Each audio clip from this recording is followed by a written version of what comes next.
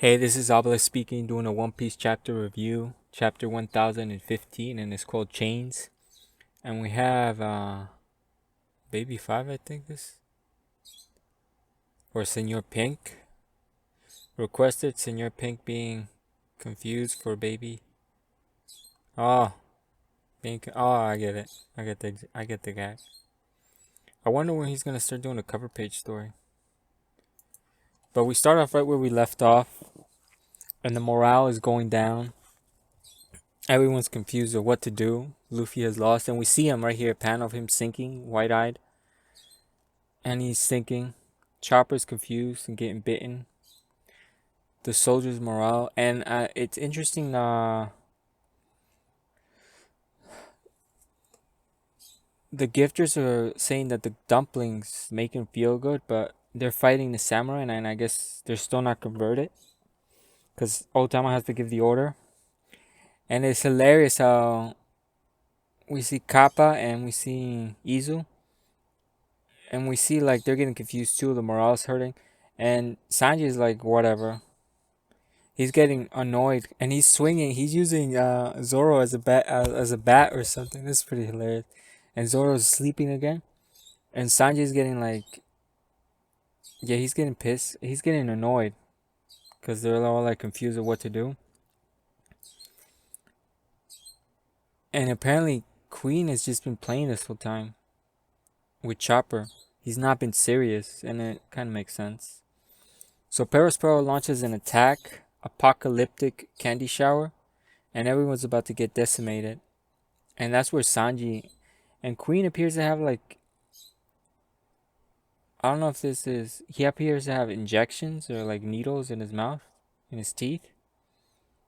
So in his teeth he has like needles in them. So I think he was gonna inject Chopper with some sort of, with something. But that's when we hear Diablo Jambe and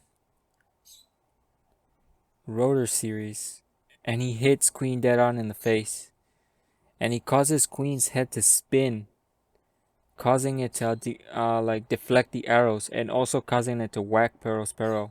And Perospero gets launched. And he's giving Chopper compliments. You did well.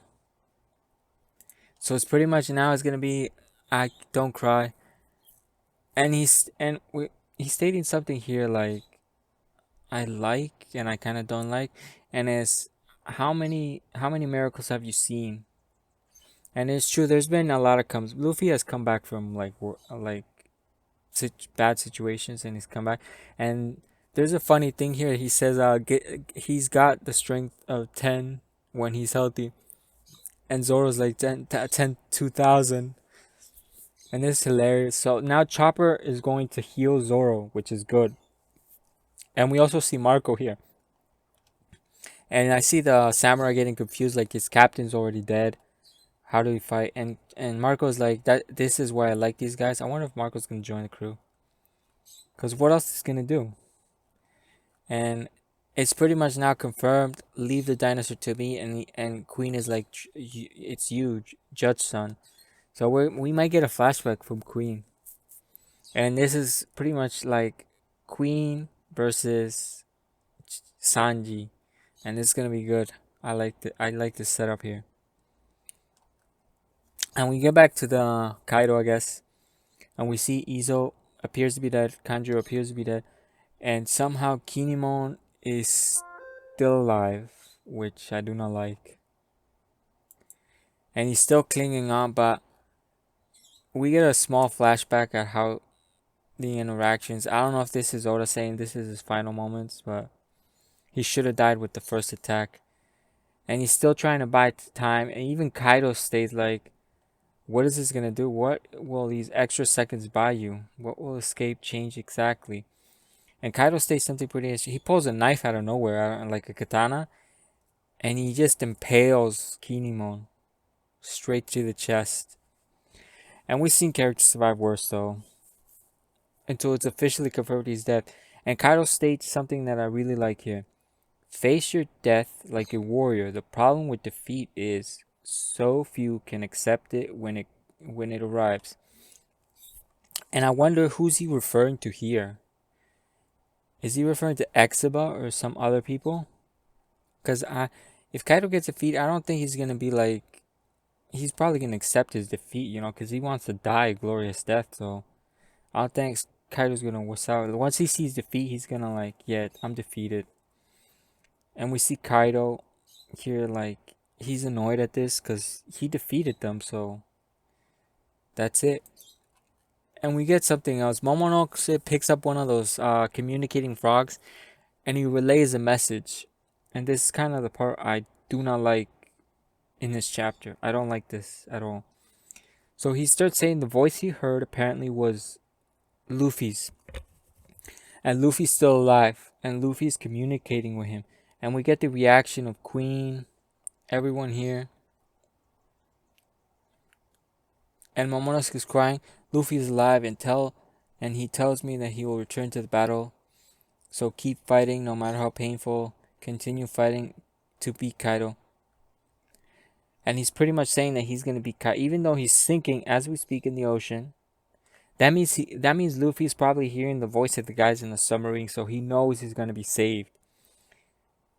And we see Hyogoro. We see Yamato's reaction. And we see Raizo and Fukurokucho fighting. And they're doing like ninja stuff. And then we see Jinbei. And Momonosuke's crying. And the morale of the soldiers gets picked up here. Like, oh, Luffy's going to win. He's pretty much stating he's going to win against Kaido. And then we see the morale of the soldiers gets back up. Frankie, Usopp, Baroque. Who's a little shocked. And for some reason we get King's reaction here. And he looks annoyed. And we see Robin. I think we're skipping the fight. Smiling.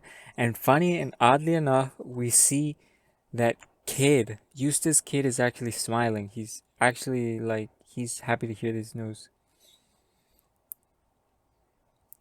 And the reason I don't like this, like, this makes pretty much the last chapter pointless in a way.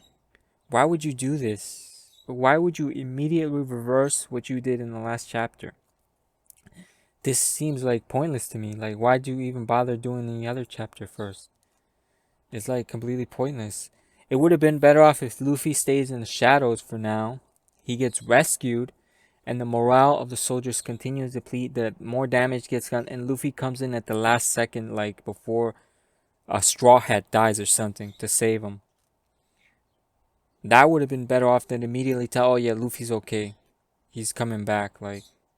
And even though he's coming back, how is he gonna recover? Because he does not have Kaido's recoverability. Plus, he's been in the ocean. So I don't get what's happening here. I don't understand why Oda did this. I don't like this at all. I think this is pretty pointless.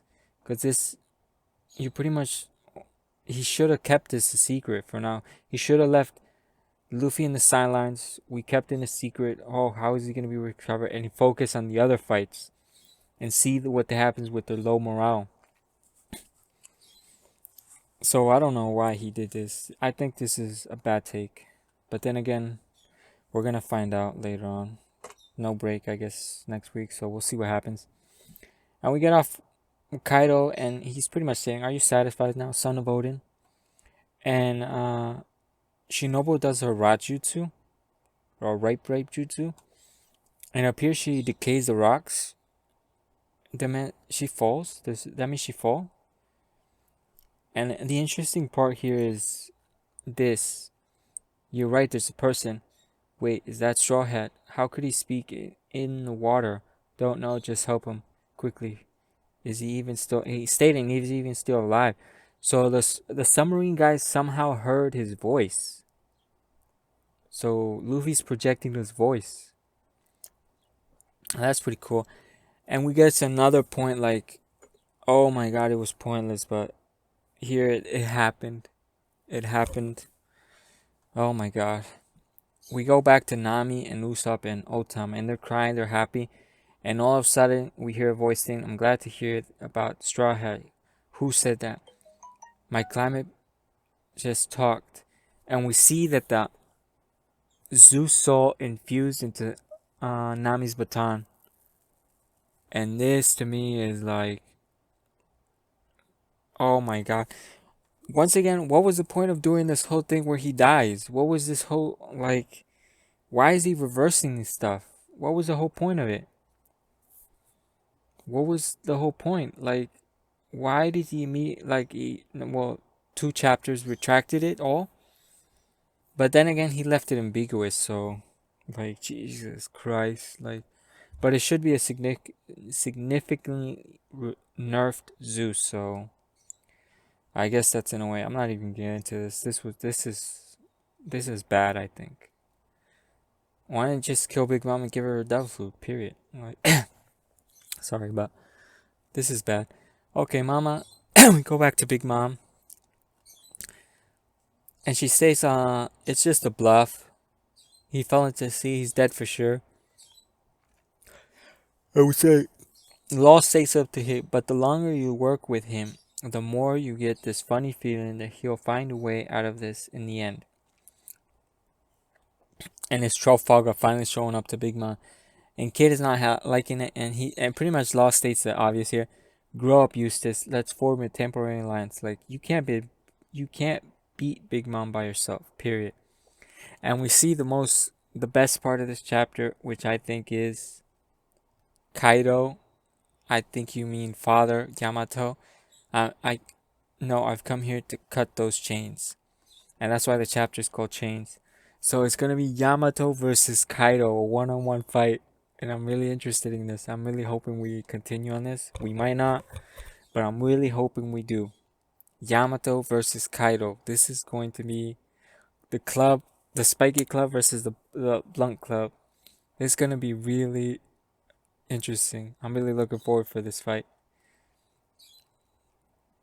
I'm really looking forward for their interaction too. Like what dialogue are they are gonna start talking. In a way, the only reason Yamato doesn't like her father is because he didn't let her go out. So I don't see her hatred for her father being that great. I think maybe Kaido was just overprotective in a way of Yamato. But then again, who trained Yamato in a way? Probably Kaido. So this is gonna be an interesting fight. I'm really looking forward for this fight. Out of all of them, it's just Queen and Sanji and Kaido and Yamato. And also, Eustace Kid and Law. But I think that's gonna get sidelined for the most part. But this is an interesting outcome. I'm really looking forward for this. So this is a good chapter. The only part I don't like is Zeus retraction and the fact that Oda pretty much completely reversed what he did in the last chapter. The voice thing. It could have been something else. Could have been